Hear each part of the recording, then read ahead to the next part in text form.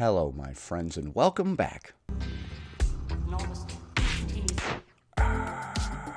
Today, we're going to be taking a look at a clip of someone talking about visiting Disney World and being shocked at just how many people needed mobility scooters, couldn't walk long distances, and were basically disabled. She goes on to explain how unhealthy everyone in the park is, including entire families, kids and all. From the scooters to the guests who could barely make it between attractions, she said the whole experience felt unreal, and today we're going to break it down. Before we proceed, please click the like button so that I may apply comb to mustache.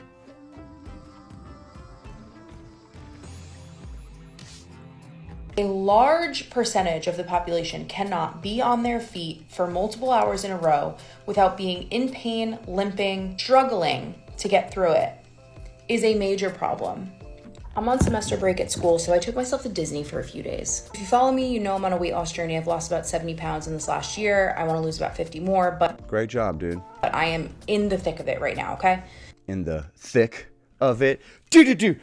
I'm sorry. Let's stay serious. To say that I am disturbed by what I'm seeing, just walking around in public. I've been here a few times, but this is the first time I've been here and really just been kind of locked in on this in particular. Okay, so at Disney World specifically, you're seeing a lot of unhealthy people. Everybody is so unhealthy. Kids are unhealthy, parents are unhealthy. Entire family units that I'm seeing are just like copy paste, just different generation of just crazy levels of just like unhealthiness that I think that we're so accustomed to seeing that it's no longer even jarring anymore.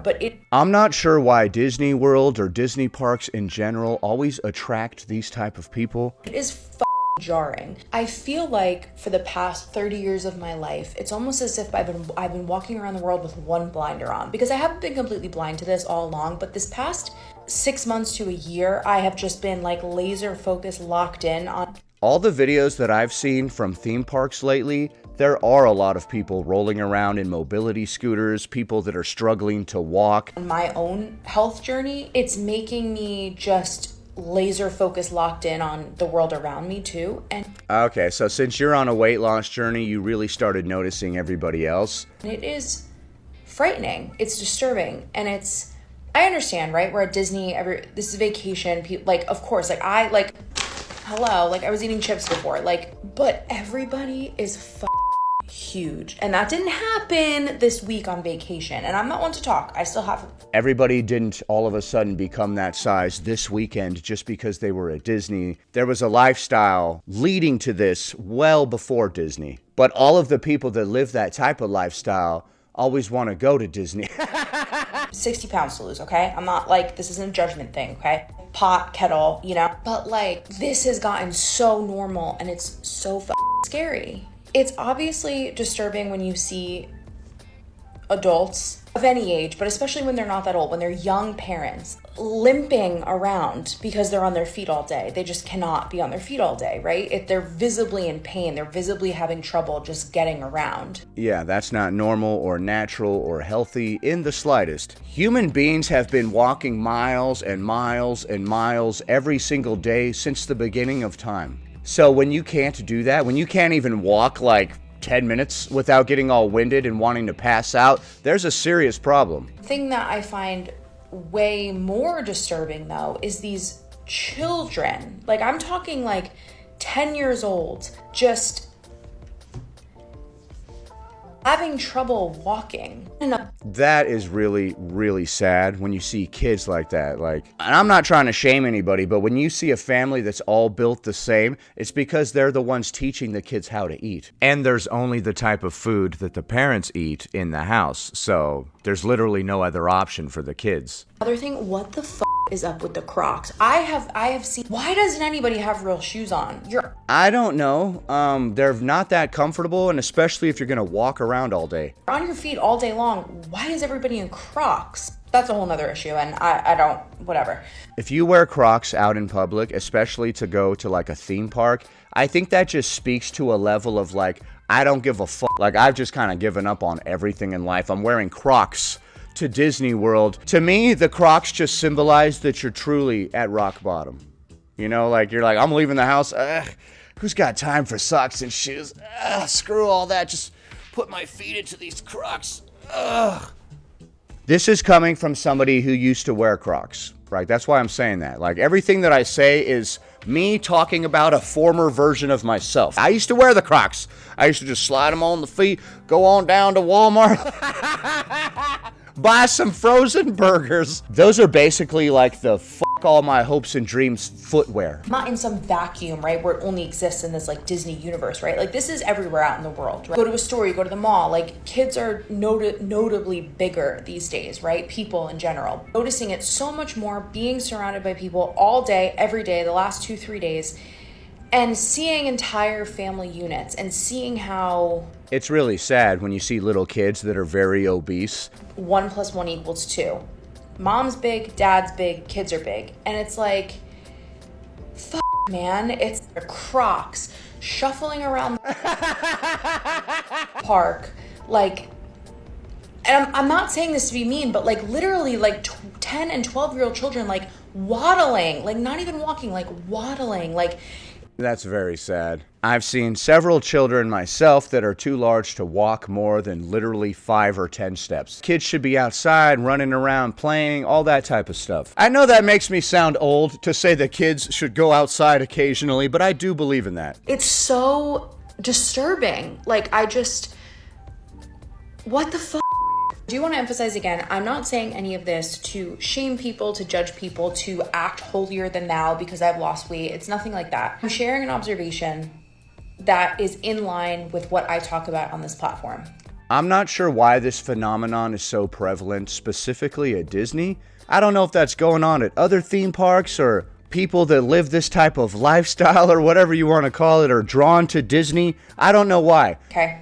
Not we are losing. No. We have lost our base level of socially acceptable fitness. Well, I would say that if you can't walk using your own legs, you have a serious problem. Unless you have some other disability, if we have put ourselves in this way, we are in a very bad way, I would say. That kind of rhymes. Bars. The fact that people cannot be on their feet all day long without really struggling through it is very concerning. We have been bamboozled and afraid to talk about this because of the whole body positivity army coming at you. This is not about body shaming. This is not about any of that. I don't even believe in that word. We are unhealthy. Our kids cannot walk. Our kids cannot be on their feet for multiple hours in the day. Yeah, some people.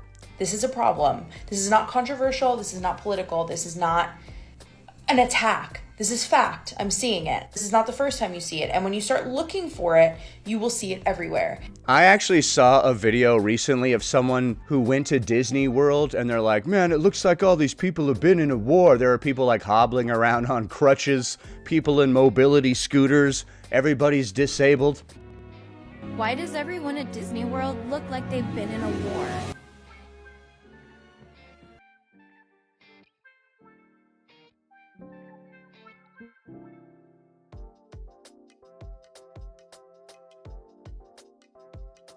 And it's scary. And this is why I talk about the things that I talk about. I was talking to someone close to me earlier today who's not on the trip with me. And she said, oh, your feet must be killing you. Because I said I walked 10 miles yesterday. And I said, no.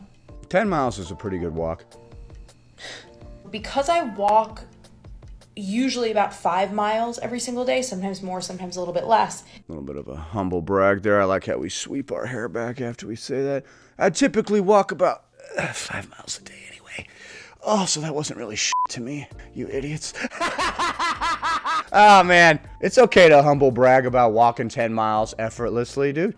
Walking 10 miles a day is not my body is pretty equipped for it. It's not that much of a stretch for me. For me, yeah, people were designed to walk several miles per day. Literally, that was the old school form of transportation.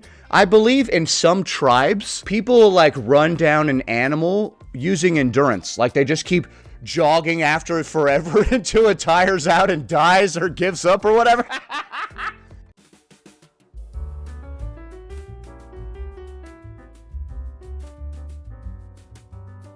So no, I don't feel like I'm not completely wiped out at the end of the day. My feet don't hurt at the end of the day. Did your legs have that thing where they get the little tingles in them when you've walked for like a very long time and then you sit down and you feel these little tingles in your legs? Did you get that? I like that. You guys know what I'm talking about. I'm pretty much fine. I'm tired, but I'm fine.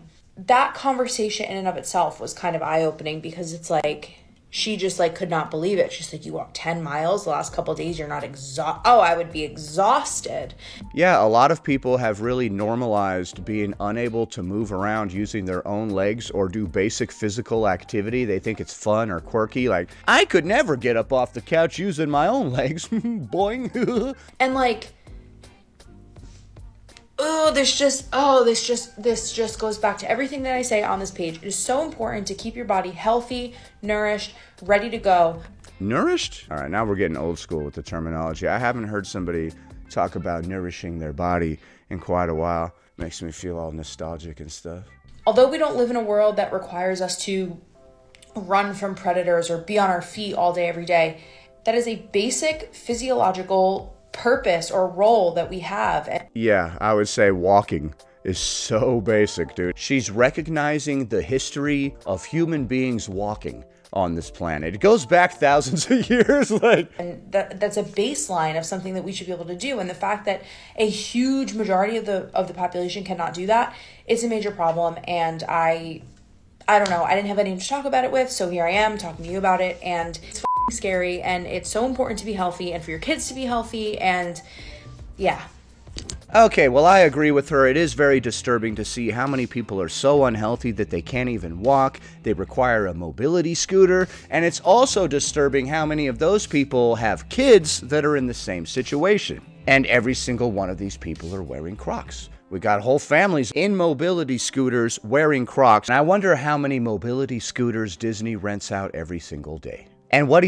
You like ride the mobility scooter up to the ride and park it? Is there like a separate line to park all of the mobility scooters so all the people can get on the ride and leave them there? Or in the future, the rides will have like an empty space right here, and you'll ride your mobility scooter right onto the ride, onto this little slot, and it'll just lock right in there. Now we're going to be taking a look at a bonus clip from the plus-size park hoppers. Have you been dying to ride Donkey Kong Minecart Madness at I've been dying. Universal's Epic Universe, but you weren't sure if you'd fit? Hey everyone, we're plus-size park hoppers, and we range in sizes from 2X to 5X. Make sure you like this video and follow us for more plus-size Epic Universe tips and tricks. These are the plus-size park hoppers. They go around showing people whether or not they might also fit into the ride if they are various sizes. They're like, I'm a 2X, I don't fit into this ride, etc. Minecart Madness is a thrilling roller coaster located in Donkey Kong Country in Super Nintendo World. It's themed after the Donkey Kong video games and is known for its ability to, for sure, without a doubt, jump the track. Definitely no optical illusions here. This coaster is not available in the Express Pass and is super popular, so on this day the wait was 90 minutes. They do have a single rider line, but at this point that line was actually twice as long as the regular line, so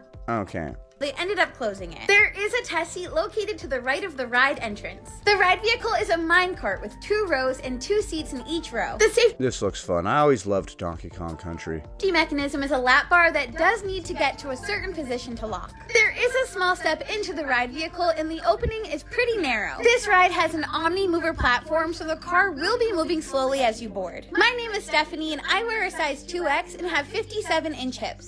Okay, so you're able to fit into it. Was able to get the green light on this ride. Katie wears a size 3X and has 65-inch hips. The light did not turn green right away, but with a little push, she was able to get the green light. Ashley wears a Okay, that doesn't seem safe. She really had to give that thing a crank to get it to lock. size 5X and has 76-inch hips. Unfortunately, the seat was too narrow and she was not able to sit comfortably in the seat. If you use an ECV, you will have to transfer to a standard wheelchair for the queue and then into the ride vehicle. If you need to transfer, there is a stationary boarding area. So if you can't go on any of the rides, what do you do when you go to Disney with all of your friends? Available with a bench to assist in transferring. We were bummed that this ride wasn't on Express Pass and we didn't have time for the 90-minute wait, so we didn't end up riding. We do think that those of us who wear sizes 2X and 3X would have been able to ride this. We hope that these tips help and that you enjoy your ride. Alright, and we wrapped up the video by taking a look at a clip from the plus-size park hoppers. I think the first person had a point. It's fairly disturbing how many people need mobility scooters at Disney, how many entire families are basically disabled, and also the prevalence of Crocs. What are we doing? Put on a pair of damn shoes when you leave the house. Have some dignity. But what do you think of the clips that we just saw? Leave a comment below. Happy Tuesday, everybody. Anyway, that about does it. Thanks for watching, commenting, liking, and subscribing. And I'll see you in the next one.